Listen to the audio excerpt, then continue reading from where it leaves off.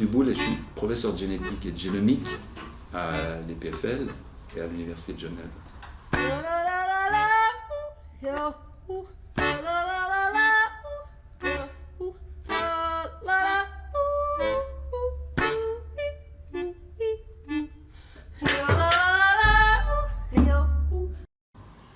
Bon, il y a eu quelques crises. Il y a eu quelques crises en génétique, mais je n'ai pas l'impression qu'aujourd'hui, nous nous trouvions dans une crise de la génétique. Je pense qu'on se trouve dans une crise des sciences de la vie, sur laquelle on peut revenir. Mais à mon avis, la dernière crise de la génétique, au sens de Thomas Kuhn, c'est fin des années 80, début des années 90, où le monde scientifique découvre que tous les animaux ont les mêmes gènes. Et là, on se dit, c'est pas possible, parce qu'avant, on pensait que l'homme était tellement extraordinaire parce qu'il y avait des gènes spécifiques aux humains. Aujourd'hui, depuis 20 ans, depuis 30 ans, il faut qu'on explique, on est devant ce problème, il faut qu'on explique pourquoi nous sommes si extraordinaires en ayant le même matériel génétique qu'un autre mammifère, qu'un autre vertébré, qu'un serpent ou même qu'un ver de terre. Donc ça a été un changement de paradigme complet, une révolution scientifique.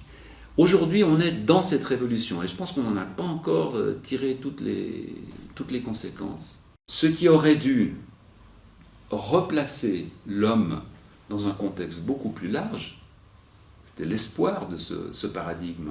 Après tout, nous ne sommes que des animaux, en fait, a eu un effet inverse. A eu l'effet de dire, puisque tous les animaux ont le même patrimoine génétique, tout ce patrimoine se concentre chez les humains qui ont pu acquérir le top de la combinaison de ces éléments génétiques finalement. Tous les animaux sont de facto un peu inférieurs parce qu'en ayant le même matériel génétique, ils sont très loin des performances que nous pouvons avoir. Par conséquent, on va étudier l'homme.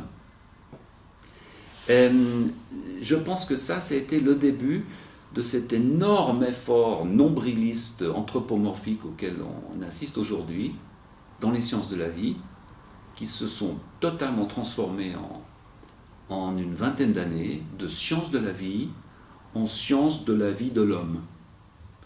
Et aujourd'hui, les sciences de la vie, c'est étudier les hommes. Et lorsque vous faites aujourd'hui une demande de fonds pour étudier un ver de terre, pour étudier un petit insecte, etc., très souvent, on se trouve obligé de justifier ça par un critère utilitariste en disant non, mais en étudiant ça, on va comprendre le cancer de machin, etc. Ce qui est un non-sens total. On a perdu l'esprit des Lumières, la pure curiosité scientifique. Et ça, je pense que c'est le côté, l'envers du miroir de ce changement de paradigme extraordinaire de la fin des années 80.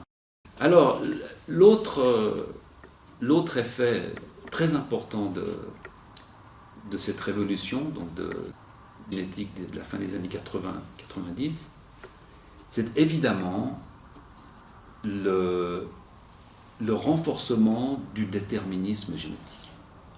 À partir du moment où on s'aperçoit que tous les animaux ont les mêmes gènes, il va falloir comprendre comment c'est possible. Moi, ayant les mêmes gènes qu'un éléphant, je ne ressemble pas à un éléphant. Donc, on étudie les gènes. Donc, on se met à comprendre l'effet direct que le matériel génétique a sur le développement de la morphologie, etc. Donc, on augmente l'importance qu'on donne au déterminisme génétique. On est arrivé à un moment, je dirais peut-être au séquençage du génome humain, où les gens se sont mis à penser que, même ma foi, toute notre vie est dirigée par des gènes, on ne contrôle plus rien. Et je pense qu'en réaction à cette surgénéticalisation de la recherche, se sont développées deux disciplines qui sont extrêmement confortables pour lutter là contre. Premièrement, les sciences du cerveau, parce que le cerveau, par définition, c'est un espace de liberté, on échappe. Les gens pensent que c'est le cas. on échappe à nos gènes, on se venge du diktat de nos chromosomes, et l'épigénétique, un peu plus récemment, parce que là encore, on peut avoir un effet sur ces chromosomes qui nous traitent en esclaves.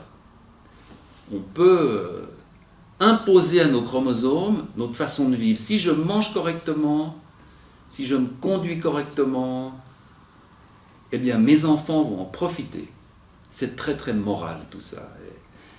Donc il y a cette partie. Et puis le cerveau, il y a, eh bien oui, il y a le corps, il y a nos chromosomes qui nous imposent toutes ces enzymes, les indigestions, les problèmes et tout, mais heureusement, on peut contempler ça de l'extérieur de nous-mêmes par cet organe extraordinaire qui est notre cerveau, qui se détache de ces contingences matérielles et qui peut regarder ça d'un œil discret, lointain. C'est pas vraiment la réalité en fait. Je pense que ce sont des réactions au trop plein de génétique qui a émergé suite à cette révolution des années 90.